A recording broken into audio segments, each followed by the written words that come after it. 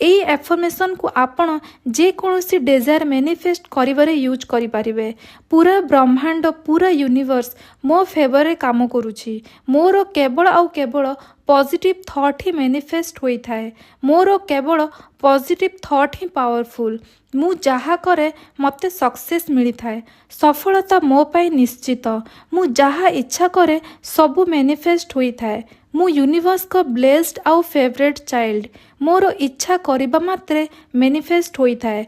मोर universe को साहाय्य सबु काम होई थाए कारण यूनिवर्स मते शक्ति देई थांती। यूनिवर्स मते सबु बेले सपोर्ट करंती। मोर सबु काम बहुत सरल रे होई थाए कारण यूनिवर्स को ऊपरे मोर बहुत विश्वास अछि। मोर यूनिवर्स को ऊपरे विश्वास दिन को दिन बढ़िबा को लागिछि। मो पाई मो फीलिंग्स बहुत इंपोर्टेंट। मु एमिति फीलिंग्स आउ एमिति थॉट को चूज करे जहा द्वारा मते भलो फील होई थाए। आपण एई सब एफर्मेशन को लेखि पारिबे आउ डेली रिपीट करंतु।